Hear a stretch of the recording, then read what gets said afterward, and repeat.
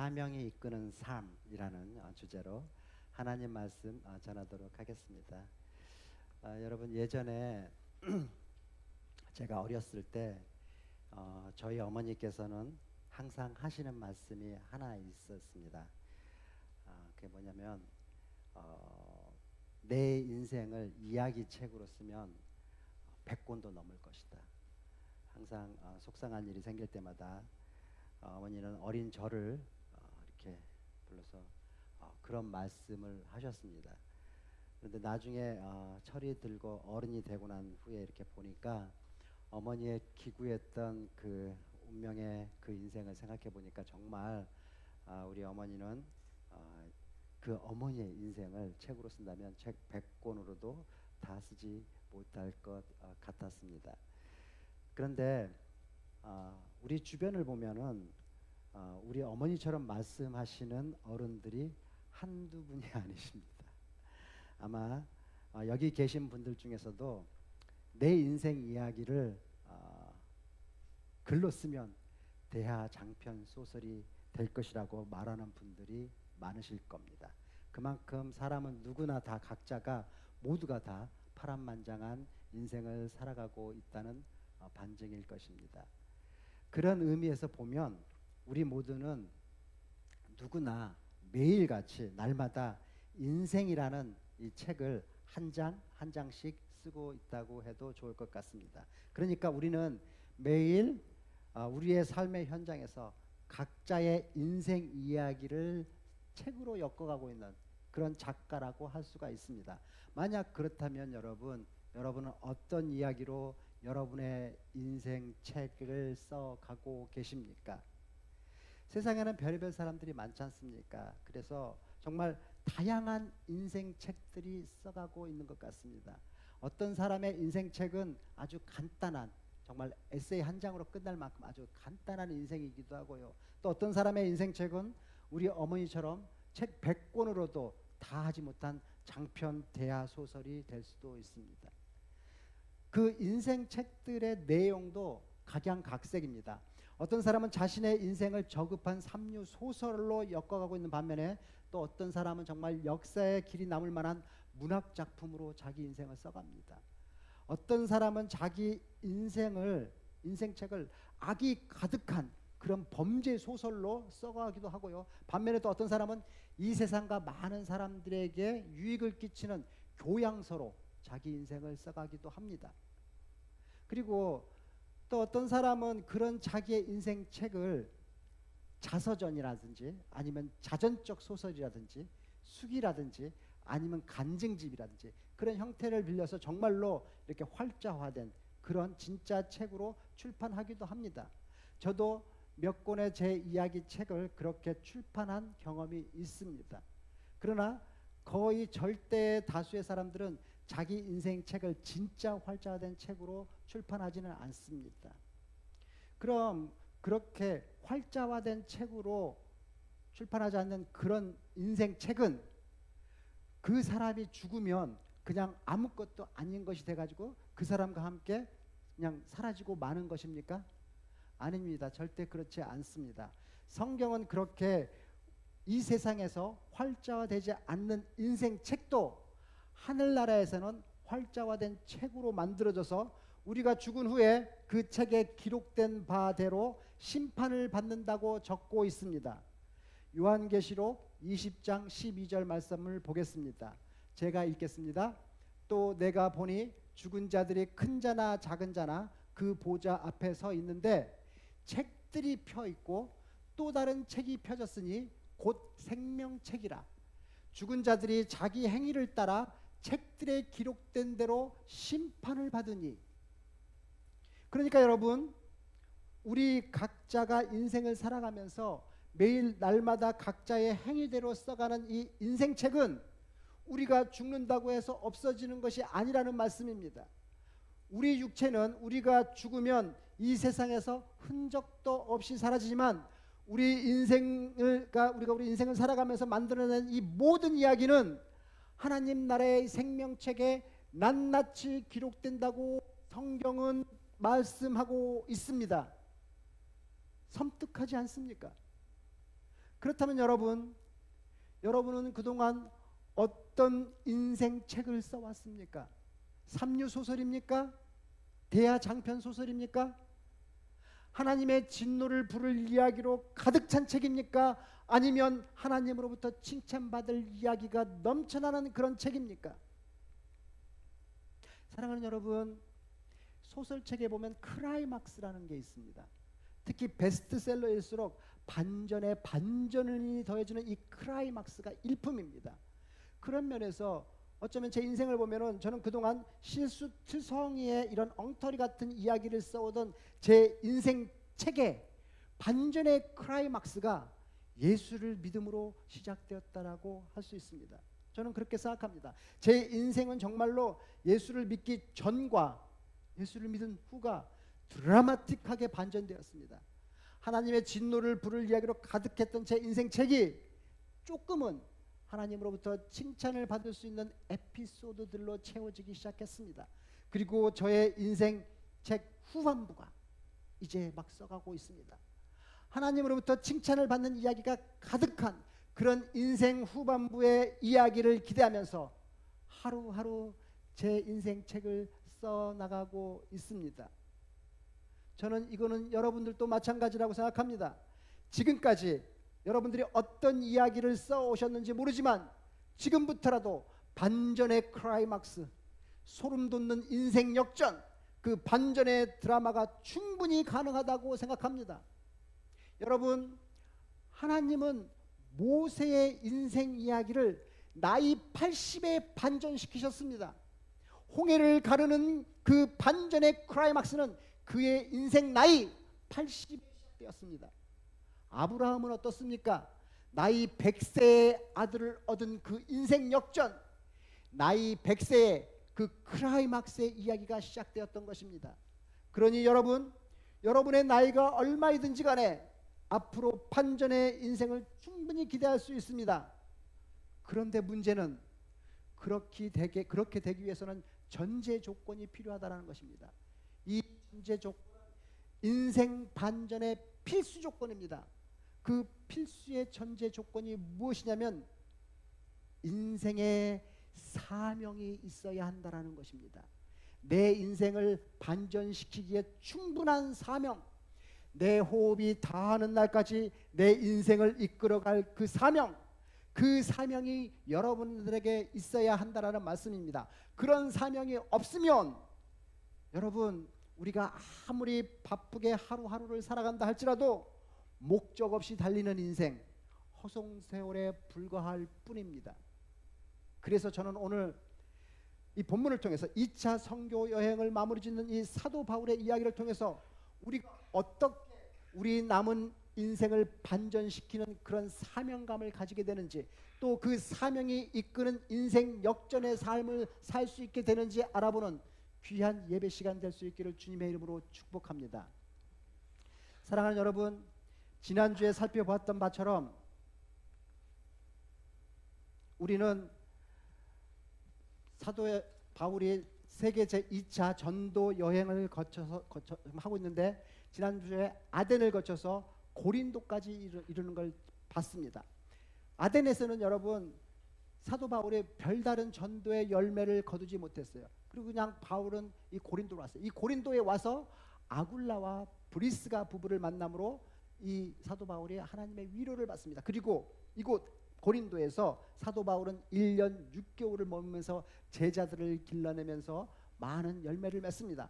이 바울의 2차 선교 여행의 꽃은 바로 이 고린도라고 할 수 있습니다. 바울은 이곳에서 하나님의 일에 정말 열심히 했고요. 열매도 정말 많이 맺습니다. 그런데 그렇다고 또 순탄치만은 않은 게 아니에요. 그런 모습을 보고 유대인들이 그냥 가만히 있을 리가 없잖아요. 그래서 결국 바울은 유대인들의 송사에 휘말리고 고소를 당하면서 고린도를 떠나게 됩니다.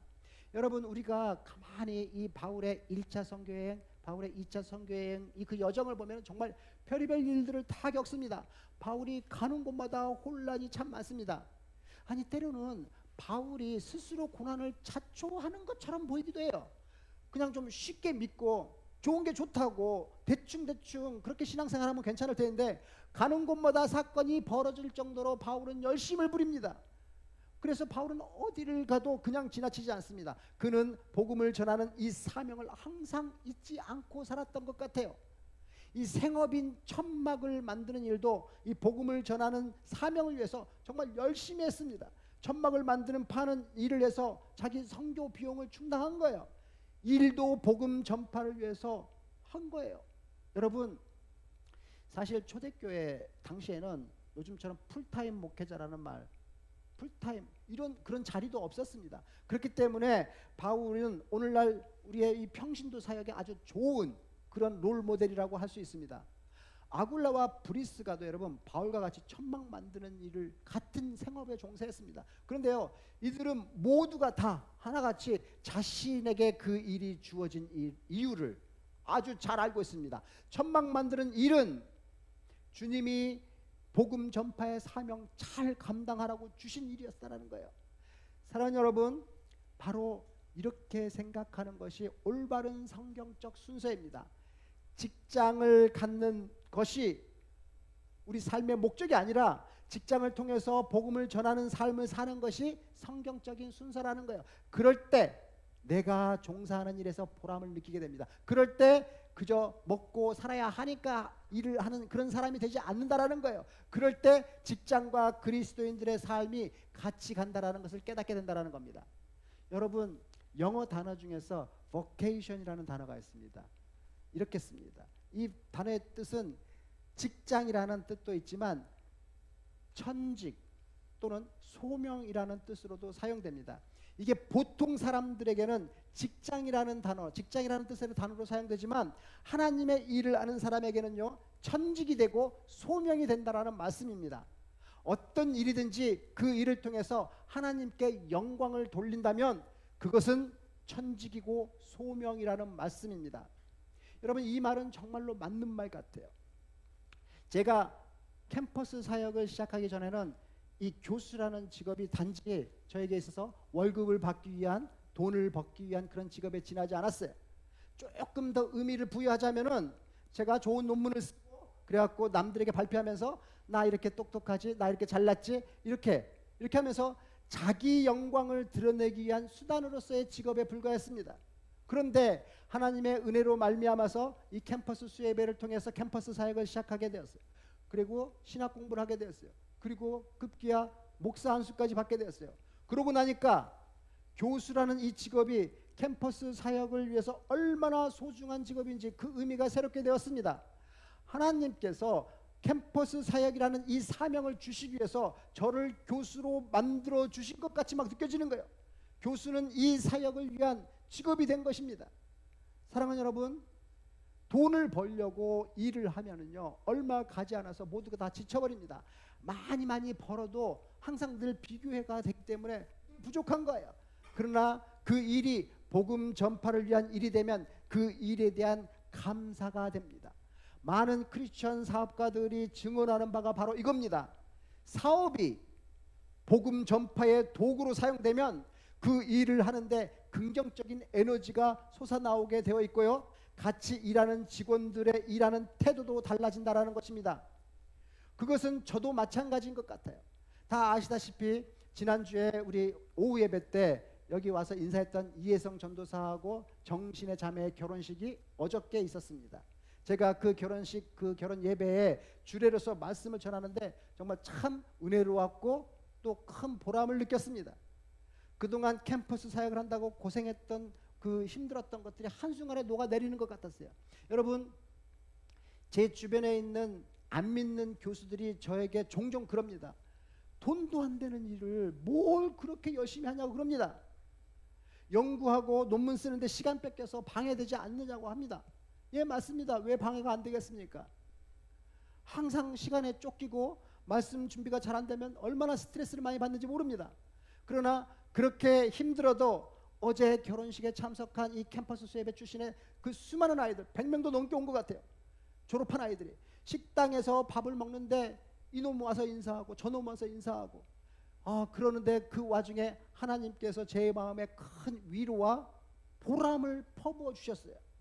그리고 어떤 부모님은 와가지고 인사를 하는데 자기 아이를 말씀으로 잘 가르쳐 주셔서 감사하다고 막 이렇게 인사하는데 제 입에서 저도 모르게 앞으로 더 열심히 하겠습니다, 그런 말이 막 나가더라고요. 사랑하는 여러분, 아마 바울도 그랬던 것 같아요. 선교 여행을 하면서 복음 전파하는 일에 정말 열심을 보였던 이 바울의 열심, 이 바울의 열심은 그의 강한 체력, 그가 체력이 강해서 나온 게 아니에요. 자신이 하고 있는 일이 이게 하나님의 일이다, 이게 주님의 일이다, 이렇게 생각하니까 아무리 힘들어도 그 일을 감당할 수 있고 그 일의 열매가 보람이 되는 것입니다. 그러니까 여러분, 어떤 일이라도 억지로 하고 지쳐서 하면 자꾸만 힘이 들고 불평만 나옵니다. 특히 교회 일은 더더욱 그렇습니다.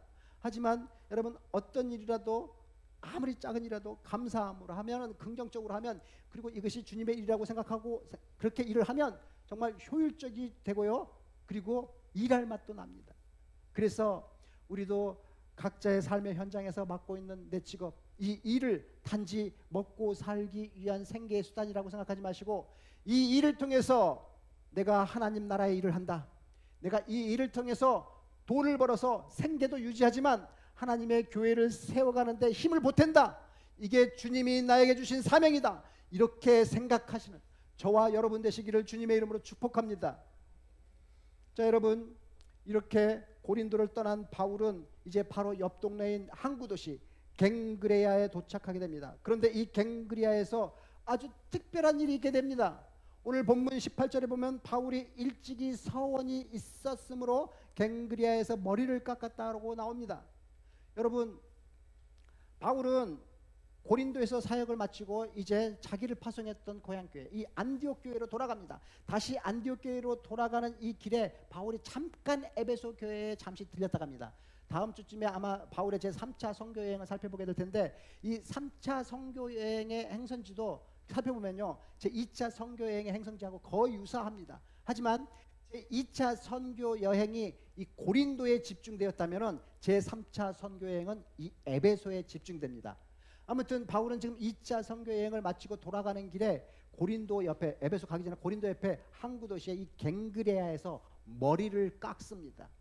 왜 머리를 깎았고 이게 어떤 의미가 있는 것인지, 이게 오늘 설교에서 전하고자 하는 메시지의 핵심입니다. 사랑하는 여러분, 왜 바울은 선교를 마무리하면서 머리를 아마 빡빡 깎은 것 같아요. 왜 깎았을까요? 우리는 두 가지 차원에서 이 질문에 접근할 수 있습니다. 첫 번째는 일반적인 구약의 율법적 접근입니다. 그것은 구약의 나시린에서 그 기원을 찾아보는 거예요. 나시린은 하나님께 헌신하는 삶을 살기 위하여 스스로 세상과 구별된 자라는 의미입니다. 여러분, 민수기 6장 1절에서 21절에 나오는 모세의 율법에 의하면 하나님께 헌신하기로 서원한 사람은 남녀를 불문하고 나시린이 될 수 있습니다. 그런데 이 종류가 두 가지입니다. 평생 나시린과 일정 기간 동안만 서원하는 부분적인 나시린, 이 두 종류가 있습니다. 민수기 6장 18절에서 19절, 20절까지 보면은 이 부분적 나시린은 그 기간이 종료되었을 때 하나님께 제사를 드리며 그동안 길렀던 머리카락을 잘라서 하나님 앞에 불태워 바치도록 규정되어 있습니다. 아마도 바울은 이런 규례를 쫓아서 나시린으로 서원했던 그 기간이 다 되어서 그래서 머리를 깎은 것으로 보입니다. 어쨌든 바울이 뭔가를 서원했던 것이 있었던 게 같아요. 자, 두 번째는 지금 말씀을 드리는 것을 토대로 해서 좀 더 사도행전적인 차원에서 한번 접근해 보는 것입니다. 즉 다시 말해서 성경적인 추론으로 우리가 한번 상상을 해보는 거예요. 그래서 이때 이 당시에 사도 바울의 심정이 어떠했을까를 한번 추정해 보는 겁니다. 여러분, 한번 추정해 보겠습니다. 지금까지 사도 바울이 선교 여행을 하면서 바울에게 있어서 정말 가장 잊혀지지 않는 도시가 있다면 어떤 도시였겠습니까? 돌에 맞아가지고 거의 죽어가지고 성 밖에 내쳐졌던 그 루스드라였을까요? 아니면 바나바와 결별했던 이 구브로 섬의 이 바보였을까요? 아마도 제 생각에는 이 고린도에 오기 전에 들렸던 이 아테네가 정말 잊혀지지 않는 가슴에 사무치는 그런 도시였을 것 같아요. 왜냐하면 바울에게 있어서 이 아덴은 실패의 쓰라림이 있는 도시였기 때문입니다. 여러분, 사람이 막 실망하고 좌절하는 때에는 결코 실망이 일어나지 않을 것 같은 때, 아는 곳에서 실망을 할 때 그때 좌절되는 것입니다. 스스로 가장 자신이 있었던 곳에서 수치와 실패를 경험할 때입니다. 그런 점에서 아테네는 바울에게 수치와 실패의 도시입니다.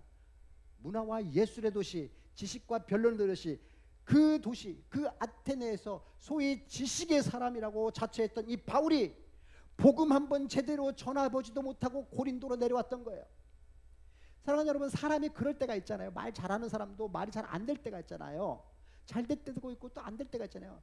여러분, 이것을 경험해 본 사람은 잘합니다. 저도 어쩔 때는 방송에서 말이 꼬일 때가 있고 말이 막 수수수수 나올 때가 있습니다. 그래서 이런 것을 경험해 본 사람은 항상 겸손하게 돼 있어요. 그런데 여러분, 이렇게 한번 말이 잘 안 되는 것을 경험해 보면 그것이 생각해 보면 그런 방송을 또 생각해 보면 얼마나 수치심을 주는지 모릅니다. 자꾸만 생각 안 하려고 해도 생각나고 얼굴이 화끈거리고 창피해집니다. 그래서 이런 게 심해지면은 자기 정체성이 망가지고 미래가 막 이제 없는 것처럼 느껴지고 그래서 자포자기가 되는 겁니다. 여러분, 바울은 지금까지 성공도 하고 실패도 한 선교 여행을 하면서 지금 여기까지 왔어요. 바울의 1차 전도 여행을 생각해 보면은 아주 성공적으로 끝났어요. 그래갖고 아마 바울이 자신감을 가진 것 같아요. 곧바로 2차 전도 여행을 떠납니다. 그런데 구부로 섬에서 정말 이 점쟁이 박수를 이겨내는 이 멋진 장면도 가지지만 정말 생각지도 못했던 자기의 평생 은인이자 동역자였던 이 바나바와 결별하게 됩니다. 그리고 마가라는 제자도 잃게 됩니다. 그리고 이후 이제 2차 전도 여행에서 가장 기대했던, 자기가 가장 기대했던 이 아테네 가서는 죽었습니다. 한마디로 죽었습니다. 복음 전파에 죽었습니다. 그리고 고린도에 이제 와가지고 하나님의 은혜로 심기 일전에서 아굴라와 브리스가의 도움을 받고 1년 6개월 동안, 무려 1년 6개월 동안 이곳에서 머물면서 성공적인 사역을 감당하게 됩니다. 그리고 이제 자신을 파송했던 이 고향 교회인 안디옥으로 가면서 2차 전도 여행을 정리합니다. 바로 지금 이 상황이야. 이 상황에서 이렇게 하나의 선교 여행을 정리하면서 마침 율법적으로 일정 기간 나시린으로서 서약했던 그것이 만료되면서 바울은 갱그리아에서 안디옥으로 돌아오기 전에 머리를 깎은 것이다 라고 생각됩니다. 사랑하는 여러분, 사실 바울이 이 아테네에서 실패한 데에는 그만한 이유가 있었어요. 바울은 아테네의 철학적인 분위기, 거기가 원조잖아요. 지금 이 헬라 문명에 이 아테네의 철학적인 분위기를 보고 복음도 철학적으로 전했어요. 사도 바울이야말로 얼마나 철학적인 사람입니까? 얼마나 위대한 철학가입니까? 복음을 철학적으로 전한 거예요. 철학적인 분위기에 매료돼가지고. 그래서 실패한 겁니다. 아시다시피 여러분, 바울은 가는 곳마다 교회를 세웠습니다. 에베소에 에베소 교회를 세웠고요, 빌립보에는 빌립보 교회를 세웠어요. 데살로니가에서는 데살로니가 교회를 세웠어요. 그런데 이 아덴에서는 바울은 아덴 교회를 세우지 못했습니다. 그래서 바울은 그렇게 아덴에서 실패를 하고 이제 고린도로 내려오면서 자신의 했던 그 아덴에서의 전도 방법을 철저히 회개합니다. 그리고 이제는 십자가만 전하고 십자가만 자랑하자, 철학 개뿔 십자가만 자랑하자, 이렇게 다짐하고 나시린의 서원을 했던 것이에요. 그 결과 그는 고린도에서 신약시대의 최대의 교회를 세울 수 있었고, 이제 이 고린도 지역을 떠나면서 갱그리아에서 서원이 이루어진 것에, 자기가 서원했던 것이 이루어진 것에 대해서 감사하면서 머리를 깎았던 것입니다. 여러분, 이 장면을 보면은 한번 뜻을 세우면 단호하게 밀어붙였던 이 사도 바울의 삶이 잘 드러나 있습니다. 이처럼 누구든지 사명을 이루려면 사도 바울처럼 결단력이 있어야 합니다. 여러분, 아무리 심성이 착해도 결단력이 없으면 역사를 쓸 수 없습니다. 이랬다 저랬다 하면 결코 큰 일을 해내지도 못하고 큰 인물이 되지도 못합니다.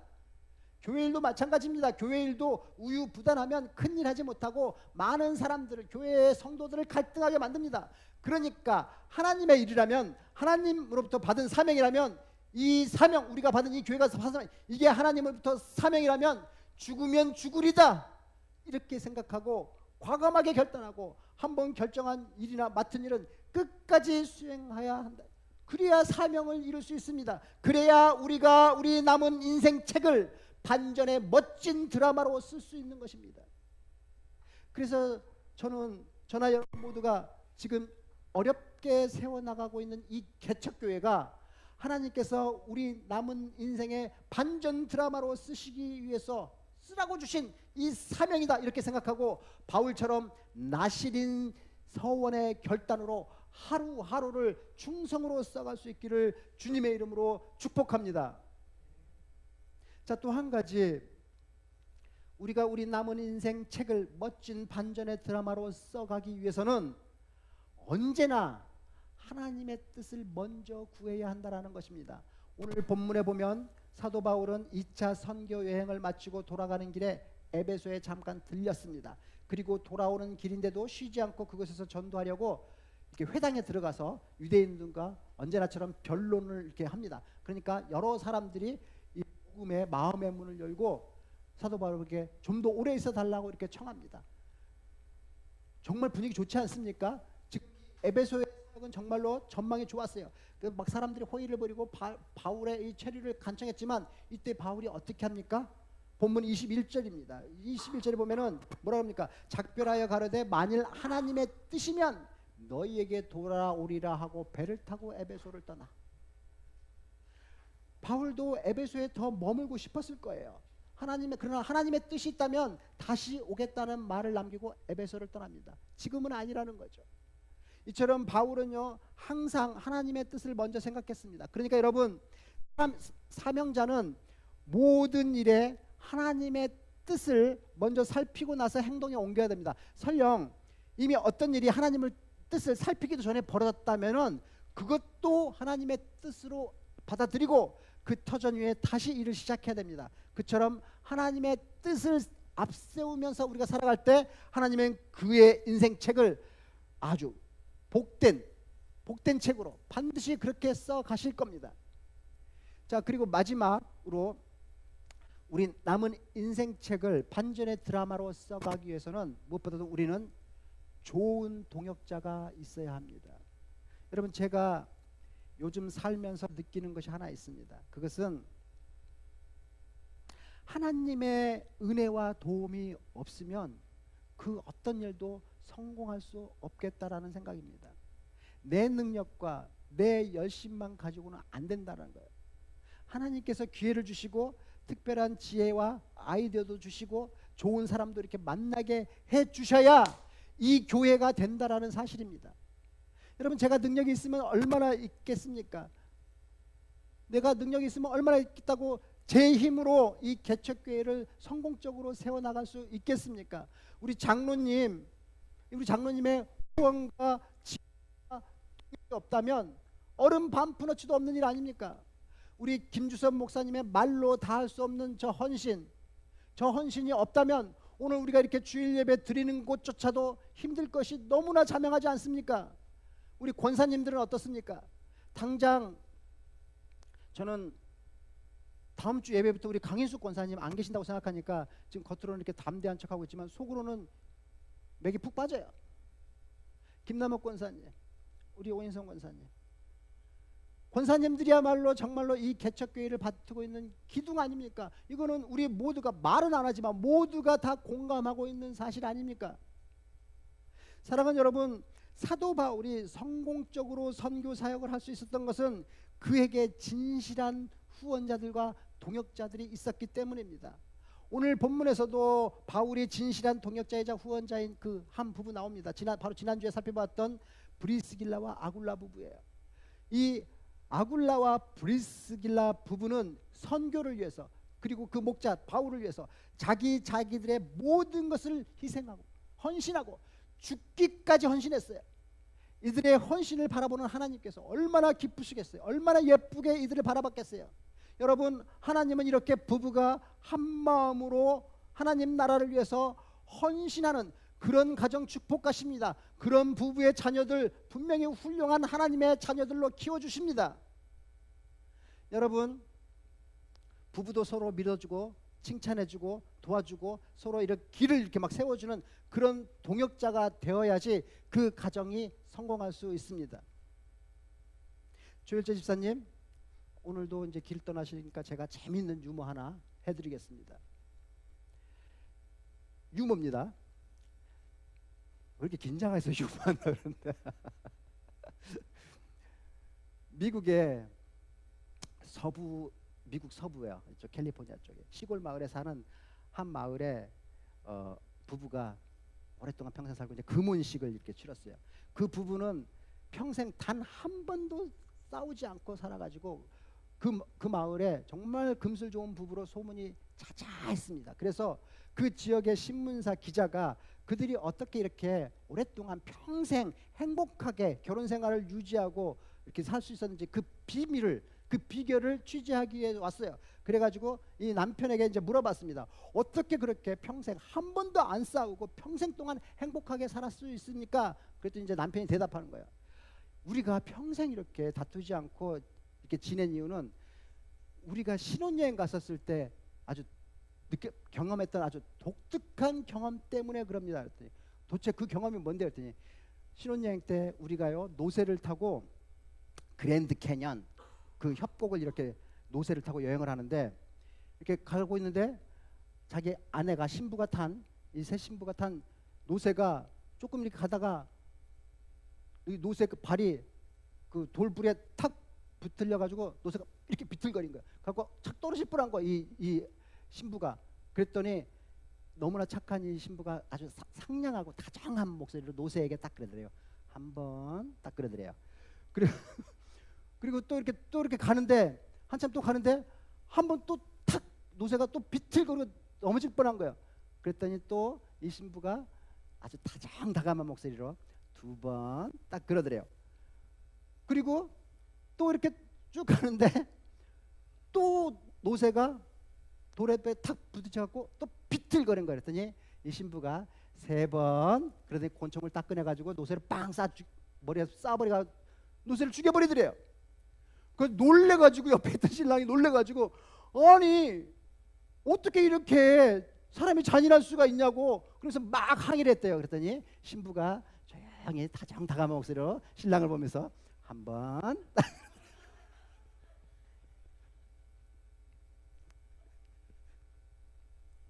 그 이후로 이 신랑은 단 한 번도 신부에게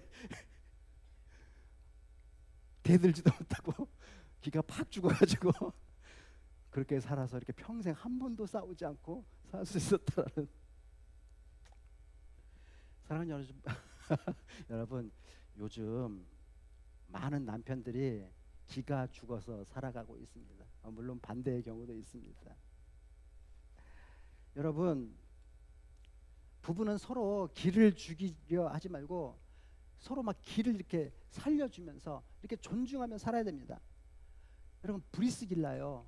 브리스길라 정말 똑똑하고 출신이 아주 좋은 성분 좋은 그런 여자였지만 결코 남편 무시하지 않았습니다. 브리스길라는요 로마 귀족 출신이에요. 남편은요 유대인이잖아요. 직업이 뭐예요? 천막 만드는 사람이에요. 이 둘이 지금 결혼했어요. 그런데도 브리스길라는 남편 한 번도 이렇게 기죽여 본 적이 없단 말이에요. 항상 존중해 줬단 말이에요. 반대로 남편도 마찬가지예요. 아굴라도 마찬가지예요. 자기 아내에게 당신은 집에 처박혀서 가만히 있어 내가 다 할게 이런 식으로 하지 않았단 말이에요. 생업 천막 만드는 그 비즈니스 그거 아내하고 같이 했어요. 같이 했단 말이에요. 이렇게 팀 사역했단 말이에요. 그들은 함께 서로 존중하면서 멋진 팀 사역을 했어요. 그렇게 여러분 팀 사역을 할 때 하나님은 그 가정이나 그 교회를 축복하시고 은혜를 베풀어 주시는 겁니다.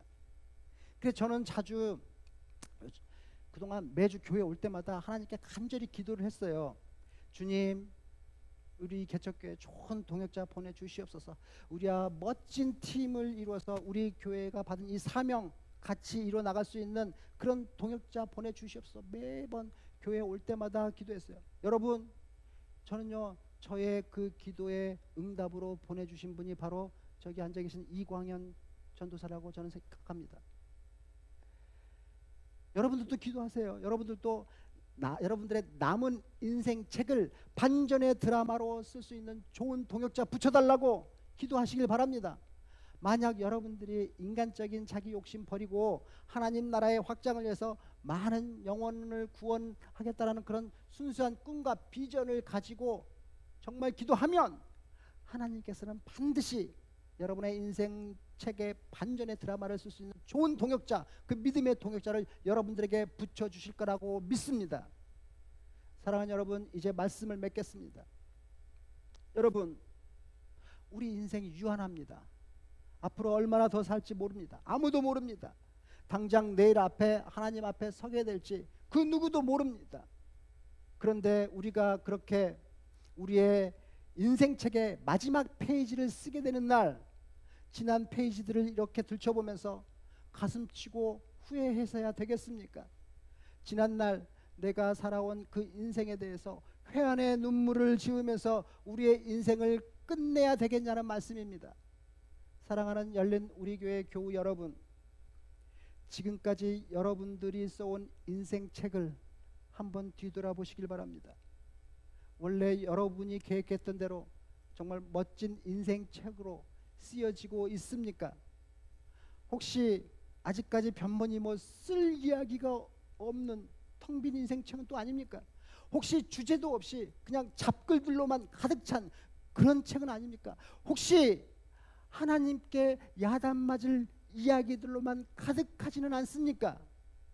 만약 그렇다면 여러분, 어떻게 우리 인생책을 남은 시간 동안 하나님께 칭찬받을 수 있는 정말 반전의 드라마로 써갈 수 있겠습니까?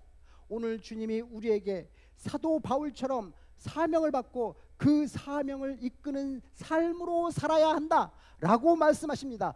우리가 생업으로 하고 있는 이 일조차도 하나님이 주신 사명으로 알고 하나님께 영광되게 일하라 하십니다.